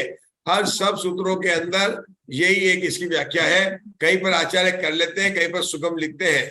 जैसे आज कहीं पर लिखा था उन्होंने, यहाँ पर नो आगम भाव निक्षेप है, कहीं पर बोलते हैं हमेशा लगा लेना चाहिए। चलिए आगे चलिए। नो आगम भाव की अपेक्षा से, हाँ मतलब आपको पता, चलो आगे चलिए। 79 छायाक्षमिक लब्धि से जीव सम्यक मिथ्या दृष्टि होता है। शंका, चूंकि सम्यक मिथ्यात्व नामक दर्शन मोहनीय प्रकृति के सर्वघाती स्पर्धकों के उदय से जीव सम्यक मिथ्या दृष्टि होता है, इसलिए उसके छायाक्षमिक भाव नहीं बनता है।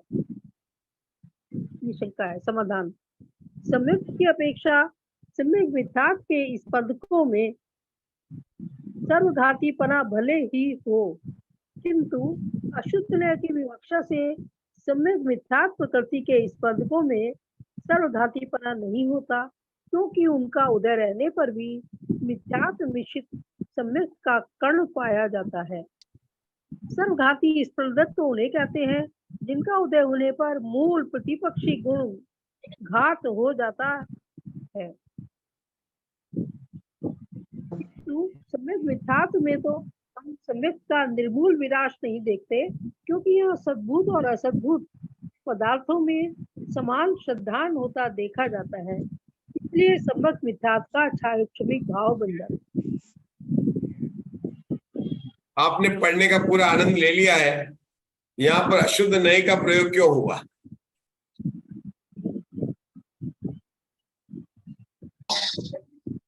सर्वघाती प्रकृतियों का उदय कहना है यहाँ पर, तो ये हाँ, सभी लोगों ध्यान दीजिए जो समझ के चाहते ना।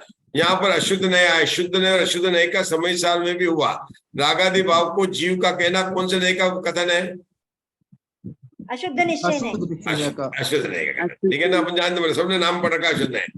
अब जब हम यहाँ पढ़ रहे हैं तो हमको ये अशुद्ध नय आया है, तो उनको समझना तो पड़ेगा ना अशुद्ध नय का कथन क्यों किया। आप लोग सब पढ़ लीजिए एक बार, क्योंकि अशोका जी ने पढ़ के सुना दिया आपको। अब अशोका जी आप भी पढ़ लीजिए। अशुद्ध से तो उन्होंने ये कहा ना कि सम्यक मिथ्यात्व पढ़ना नहीं, मन में पढ़ना आपको, सबको सुना दिया आपने। देखिए, सम्यक मिथ्यात्व सर्वघाती प्रकृति है, ठीक है ना। अब सर्वघाती प्रकृति है तो शैव शम की परिभाषा कब बन सकती है? जब उसमें देशघाती स्पर्धों को उदय हो, शैव शम तीनों बोल बने, तब बन सकती है। जैसे सम्यक प्रकृति थी, देशघाती स्पर्धक थी। संजलन कषाय थी, वो देशघाती थी प्रकृति थी। तो उनमें दोनों प्रकार के स्पर्धक को लेकर अपन शैव शम की परिभाषा बना देते हैं।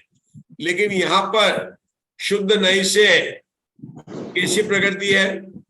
शुद्ध नई से सम्यक मिथ्यात्व कैसी प्रकृति है? सर्वघाती। सर्वघाती, बहुत बढ़िया।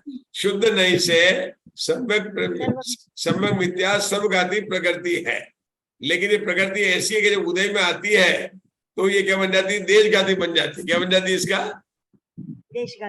देशघाती बन जाती है। ये उसका शुद्ध नहीं हो गया कि जीव का वास्तविक स्वभाव कैसा है? शुद्ध नहीं से वितरागी है, लेकिन रागी हो जाता है पर को देख के। तो ऐसे शुद्ध नहीं से इसका स्वभाव तो सर्वघाती था, लेकिन जब प्रकृति उदय में आती है तो ये जो है इसका सर्वघातीपना नहीं रहता, उदय में आने पर नहीं रहता। ये वही है उत्तर जो हमारे प्रीति जी ने ध्रुवधाम की गुणस्थान की क्लास में उन बहन के प्रश्न को पूछा था। 5वें गुणस्थान और 3रे गुणस्थान का लेकर बात बोले थे। ये सर्वघाती प्रकृतियां हैं, क्योंकि अप्रत्याख्यान वर्ण भी सर्वघाती प्रकृतियां, प्रत्याख्यान भी सर्वघाती प्रकृतियां हैं। तो आप कैसे शैव की परिभाषा बताते हैं? तो वहां पर बोला था कि उदय में आती है तो उसका देशघातीपना बन जाता है ना। और यहाँ पर आचार्य वीरसेन ने अशुद्ध नहीं के उसको प्रयोग किया, अशुद्ध नहीं से उसका हो गया। क्यों? कि है तो सर्वघाती, लेकिन उदय में कैसे आ रही है? सर्व देशघाती बनकर आ रही है। तो ये उसका ही है। जीव का स्वभाव तो है वितरागी, लेकिन हो कैसा रहा? संसार स्वभाव कैसा हो रहा? रागी हो रहा है। तो ये उसकी अशुद्ध नहीं का कथन हुआ ना। जीव को रागी कहना या अशुद्ध नहीं का कथन है।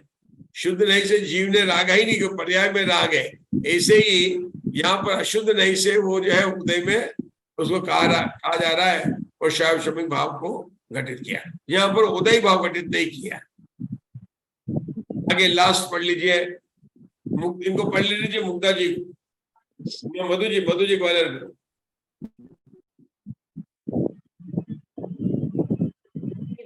मिथ्या दृष्टि नाम अंधम भवति। जीव मिथ्या दृष्टि किस कारण से होता है? यह सूत्र सुगम है। मिथ्यात्व कर्म के उदय से जीव मिथ्या दृष्टि होता है।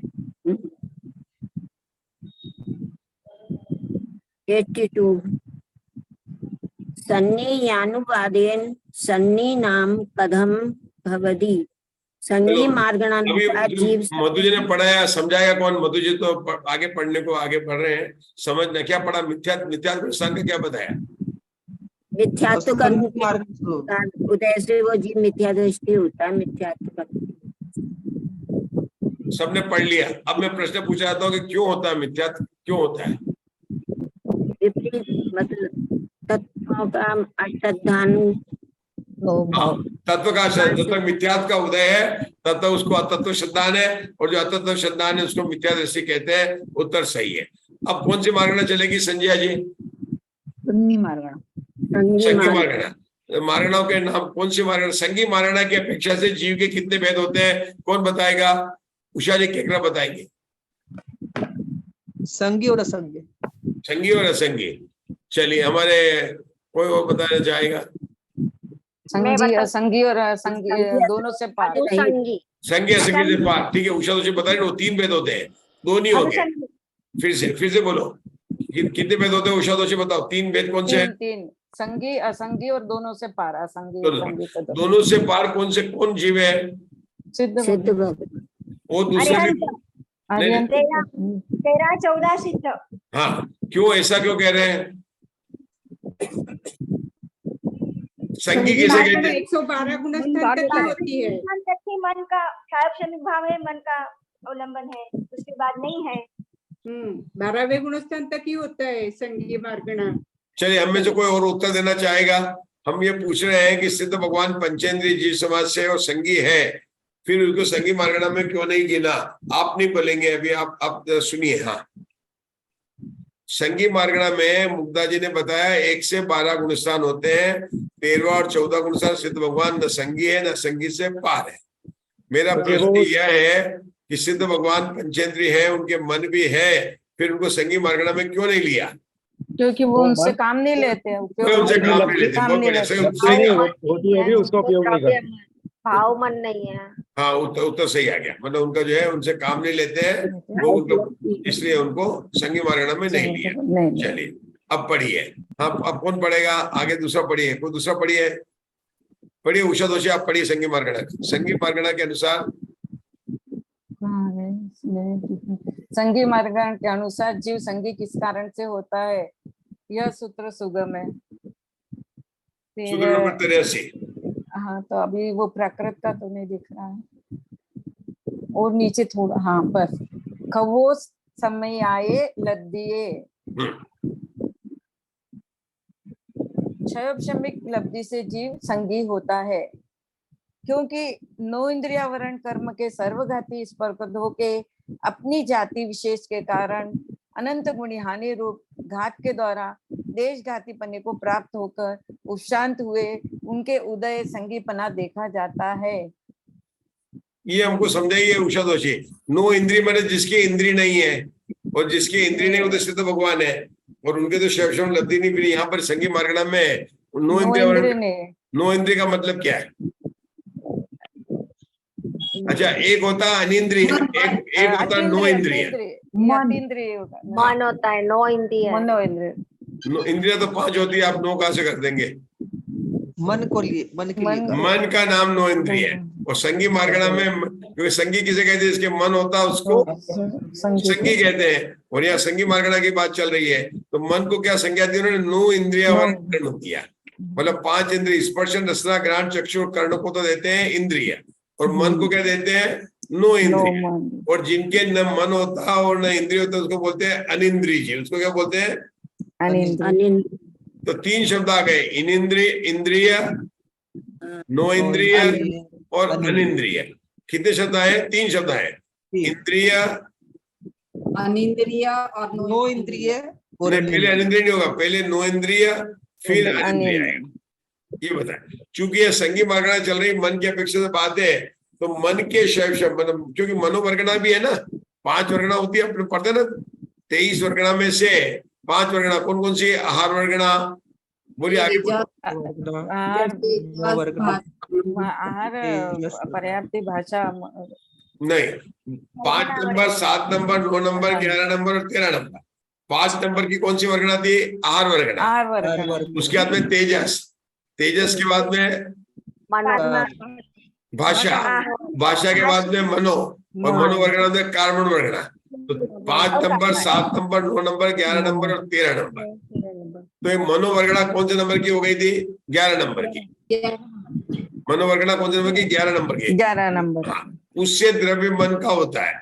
अब यहाँ पर शैव शब्द घटाना, तो भाव मन को लेना, पंचेंद्रिय संगी पर्याप्त हुआ ना, तो उसके भाव मन को लेकर यहाँ पर शैव शब्द की परिभाषा को घटाए गए हैं। चलिए आगे चलिए, सूत्र नंबर 84। असंगी असंगी नाम कदम भवति। कदम भवति। हाँ, वो कदम न भवति, चलो ठीक है, जो भी उन्होंने ऊपर लेना। हाँ। जीव असंगी किस कारण से होता है? हाँ, आगे बढ़िए, नीचे है यह सूत्र सुगम है, क्योंकि यह सूत्र सुगम है। हाँ, प्रश्न से उन्होंने पूछा है। अब इसका उत्तर क्या होगा? ओदायिक भावेन, क्या हो जाएगा उसका? ओदेन भावेन। ओदय भावेन। हाँ, हिंदी में क्या अर्थ हुआ? ओदायिक भाव से जीव असंगी होता है, क्योंकि 9 इंद्रियावरण कर्म के सर्वघाती स्पर्धकों के उदय से असंगीपना देखा जाता है। 9 इंद्रियावरण कर्म असिद्ध भी नहीं है, क्योंकि कार्य के अन्वय और व्यतिरेक के द्वारा कारण के अस्तित्व की सिद्धि हो जाती है। 9 इंद्रिय कर्म के असिद्ध भी नहीं है, क्योंकि कार्य के अन्वय और व्यतिरेक द्वारा कारण की अस्तित्व की। अन्वय व्यतिरेक मतलब क्या है? कि जिसके होने पर कार्य हो, जिसके होने पर नहीं हो। अन्वय व्यतिरेक, व्यतिरेक मतलब नहीं होना, और जिसके होने पर हो, मतलब अगर आपको मन का कार्य नहीं हो रहा, मतलब हित अहित का जानने का। संगी किसे कहते हैं? संगी की क्या परिभाषा बताइए?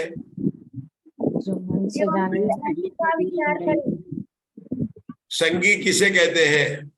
1 मिनट। जिसके मन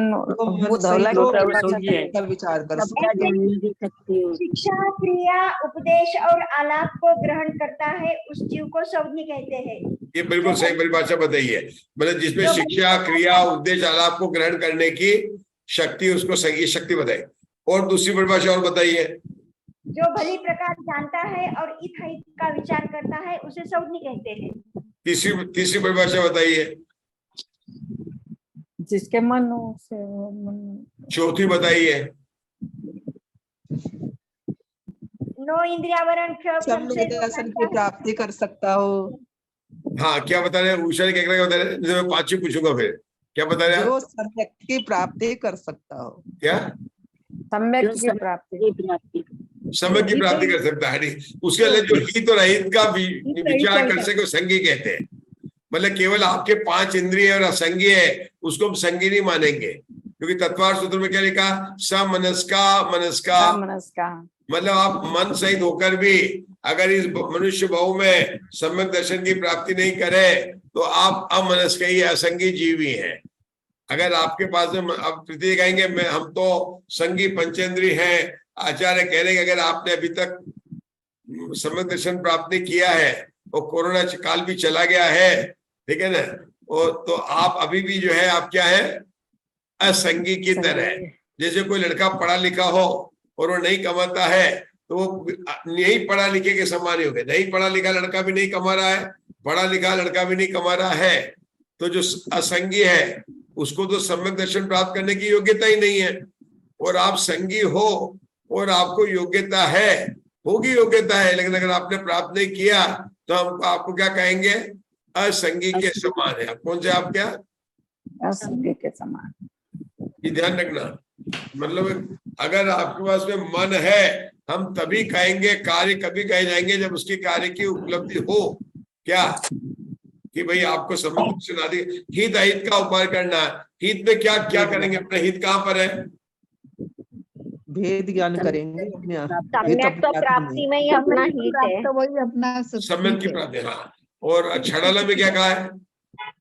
आत्म आत्म को हित है सुख सो सुख आकुलता बिन कही है, आकुलता शिव माही नहीं। तो आत्मा का हित मोक्ष में है, और मोक्ष की प्राप्ति के लिए सम्यक दर्शन को प्रकट करना पड़ेगा। तो वो उसका जो है अपने को, अगर नहीं है तो महामनस का ही है। आगे पढ़ लीजिए, एक और लाइन पढ़ लीजिए। जीव न, ये कौन सा 86 है? कार्य से अन्वय व्यतिरेक द्वारा कारण के अस्तित्व की सिद्धि हो जाती है। जीव न संगी न असंगी किस कारण से होता है?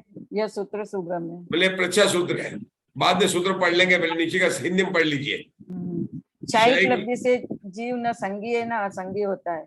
ज्ञानावर्ण कर्म के निर्मूल क्षय से जो नो इंद्रिया निरपेक्ष लक्षण वाला जीव परिणाम उत्पन्न होता है, उसी को शायिक लब्धि कहते हैं। उसी शायिक लब्धि से जीव न संगी है न असंगी होता है। कौन से गुणस्थान की बात चल रही है उषा दोषी? 13-14 की हो गई। हाँ, 13-14 की बात चल रही है, क्योंकि वहां पर उनको जो है ये ज्ञानावरणी कर्म का निर्मूल क्षय हो गया है, और तभी उन्होंने बात की। ये आप पढ़ लीजिए, सूत्र पढ़ लीजिए 86-87। नेण सन्नी नेण असन्नी नाम कदम भवदी सुगम मेदम खैया दिए खैया है लब्धि है दिए। हाँ, चलिए अब आगे का पढ़ना है। आहार मार्गणा अपनी शुरू हो रही है। आहार मार्गणा का कौन पढ़ने जा रहा है? पढ़िए उषा जी, आप पढ़िए, पढ़ो पढ़ो, किसी को पढ़ना आप पढ़ सकते, कोई भी पढ़ना चाहे जिसका पुस्तक है पढ़िए। 88 है। आहाराणु आदेन आहारो नाम कथम भवति सुगम मेदम। हाँ, क्योंकि ये प्रचा सूत्र है। 89 पढ़ लीजिए। 89 ओदयेण भावेण। हाँ, आहार मार्गणानुसार जीव आहार किस कारण से होता है? यह सूत्र सुगम है। फिर अगला सूत्र है औदायिक भाव से जीव आहारक होता है। चलिए उसका है औदारिक वैक्रियक व आहारक शरीर नाम कर्म प्रकृतियों के उदय से जीव आहारक होता है। तो शंका है, तेजस और कार्मण शरीर नाम कर्म प्रकृतियों के उदय से जीव आहारक क्यों नहीं होता?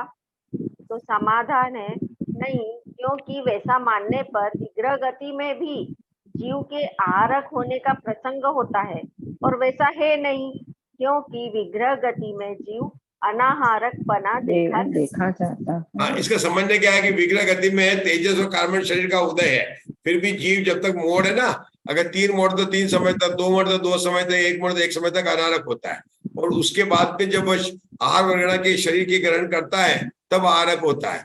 तो इसलिए उन्होंने बताया कि तेजस कार्बन शरीर होने के कारण उन्होंने 3 को नाम लिया है, औदारिक, वैक्रिक और आहार। 3 प्रकार के शरीर के परमाणु को ग्रहण करने को आहारक कहा गया।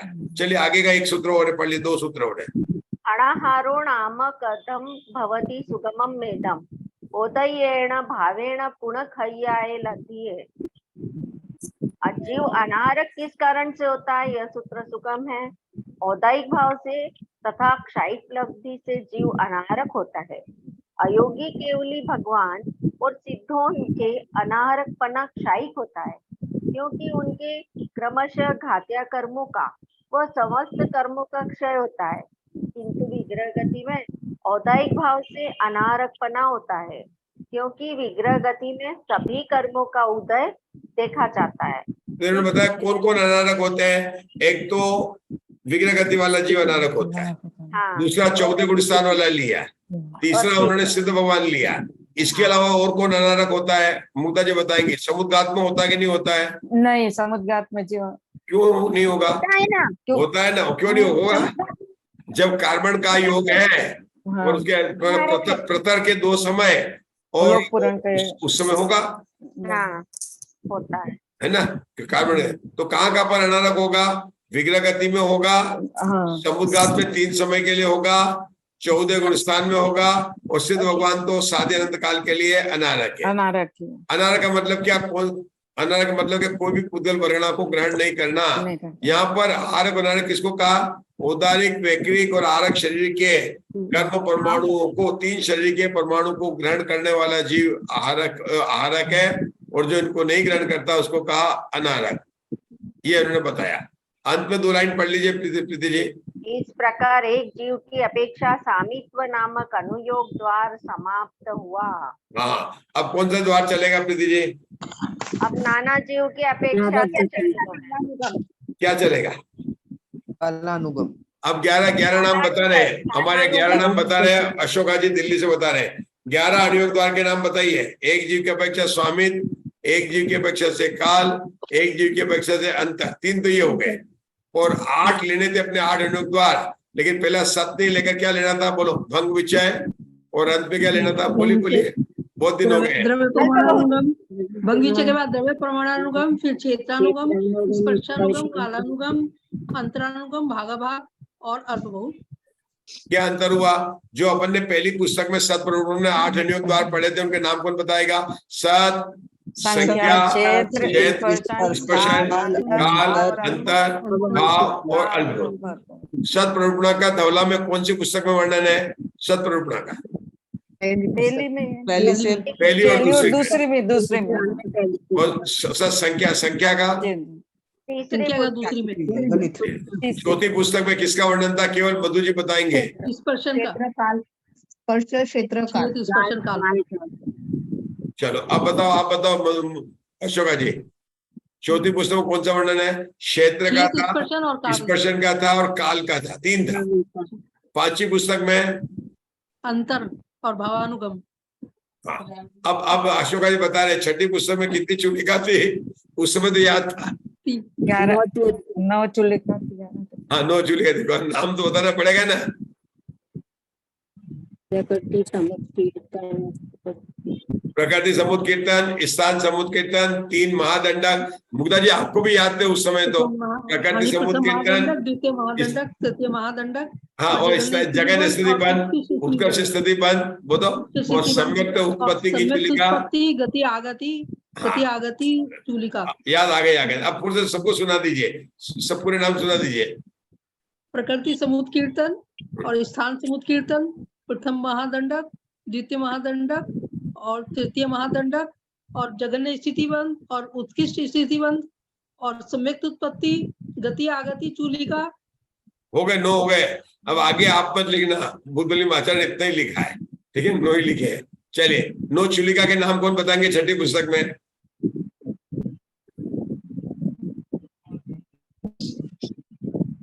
दोबारा बोलती हूँ जी। आपका चांस गया। 3 दंडक हो गए। कोई और बोलना चाहेगा 9 चूलिका के नाम? एक बार और बोलती हूँ जी। प्रकृति समुद्र मैं बोलता हूँ। प्रकृति समुद्र कीर्तन, स्थान समुद्र कीर्तन, प्रथम महादंडक, द्वितीय महादंडक, तृतीय महादंडक, जगन स्थिति बंध, उत्कर्ष स्थिति बंध, सम्यक उत्पत्ति और गति आगति। अब जो अपनी 7वीं पुस्तक चल रही है उसमें क्या है, 14 मारणों में 11 अनुयोग द्वार के द्वारा वर्णन है। हमारे यहाँ पर एक जीव की अपेक्षा सामित्य चला है। अब जो है अपना चलेगा काल की अपेक्षा से सामित्य चलेगा। बहुत सुंदर प्रकरण आने वाला, अपन करेंगे परसों, लेंगे अपन काल। कल एक दिन का काल का गैप देंगे, अंतर देना पड़ेगा अपने को। परसों से अपना काल चलेगा, ठीक है। तो काल में क्या बताएंगे बिना पढ़े, क्या बताएंगे काल में एक जीव की अपेक्षा सामित्य क्या बताएंगे? अपने को पढ़ाई परसों करनी है और पुस्तक भी नहीं देखनी है। जो पुस्तक देखता है वो हमारे यहाँ स्वाध्याय नहीं करता है। अभी बिना पुस्तक देखे कौन बताएगा काल में एक जीव की अपेक्षा स्वामित्व क्या आएगा? काल में एक जीव की अपेक्षा कितने काल तक कितने काल तक रहेगा? कितने काल तक रहेगा? नरक में एक जीव कम से कम 10,000 वर्ष तक रह सकता है, अधिक से अधिक 33 सागर तक रह सकता है।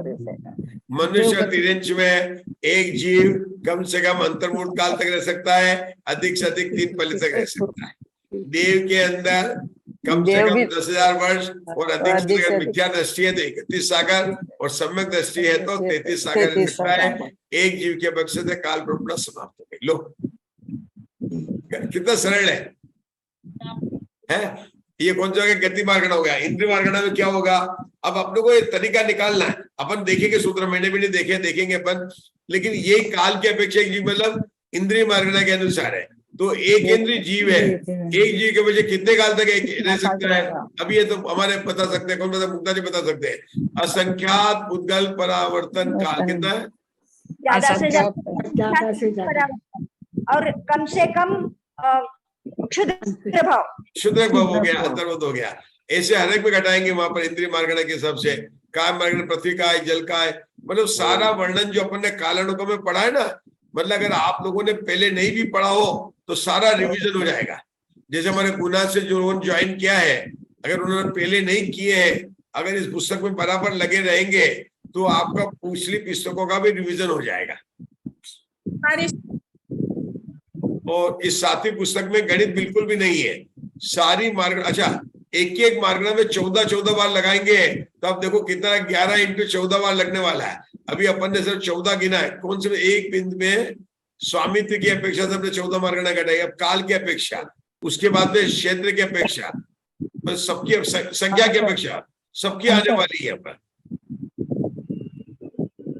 काल के बाद में मेरे ख्याल से अंतर की बात आएगी, उसके बाद में नाना जीव की अपेक्षा आएगा क्षेत्र काल अंतर।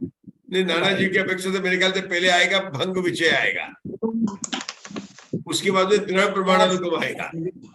आपको पता है यहाँ के इस 7वीं पुस्तक के द्रव्य प्रमाणानुगम की क्या विशेषता है, पुस्तक से नहीं पढ़ना है। अभी अपने पढ़ा ही नहीं, हम तो ऐसे पूछे किसी को पता चलता क्या है। वो अलग अलग बता रहे ना, एक जीव की अपेक्षा और नाना जीव की अपेक्षा। नहीं, इस 7वीं पुस्तक में जो द्रव्य प्रमाणानुगम है ना, उससे ही 3री पुस्तक के सूत्र पढ़े थे। अपन जब पढ़ा था 3री पुस्तक जब पढ़ रहे थे ना, 3री पुस्तक के सारे सूत्रों की रचना 7वीं पुस्तक के 5वें अनुयोग द्वार द्रव्य प्रमाणानुगम से निकल कर आए हैं। फिर से बोलता हूँ, 3री पुस्तक जो अपन ने पढ़ी थी ना, धवला 3री पुस्तक, उसमें संख्या की बात थी। वहां जो सूत्र थे, कितने सूत्र थे हमारे अशोका जी के याद है 192 कितने थे, अशोका जी को मधु जी को सब याद है 192 सूत्र थे शायद। हमें तो 7 याद है 197। हमने कैसे याद की, देखो 8 कम 200 थे और वहां 23 कम 200 थे। पहले में 23 कम 200, दूसरे में 8 कम 200।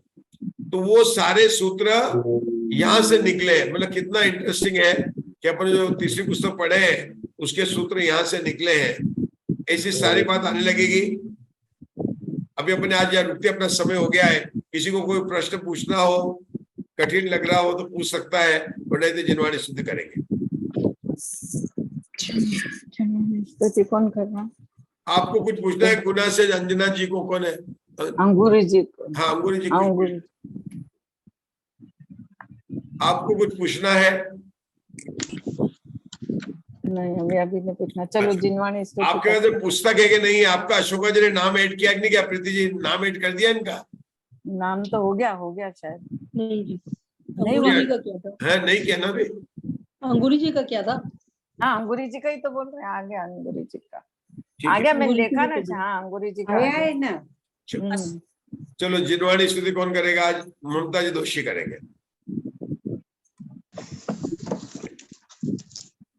निज निधि निज वंदना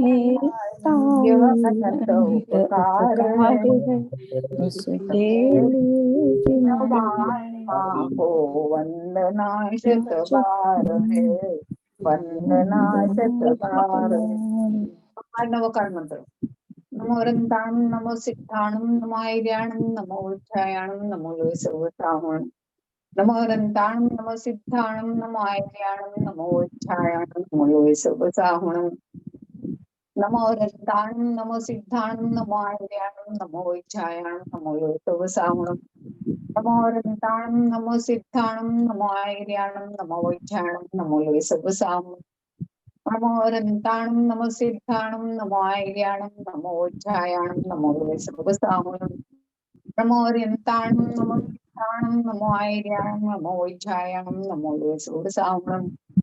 नमो अर्यन्ताणं नमो सिद्धाणं नमो आयर्याणं नमो छायाणं नमो योगसवसाहुणं नमो अर्यन्ताणं नमो सिद्धाणं नमो आयर्याणं नमो छायाणं नमो योगसवसाहुणं नमो अर्यन्ताणं नमो सिद्धाणं नमो आयर्याणं नमो छायाणं नमो योगसवसाहुणं।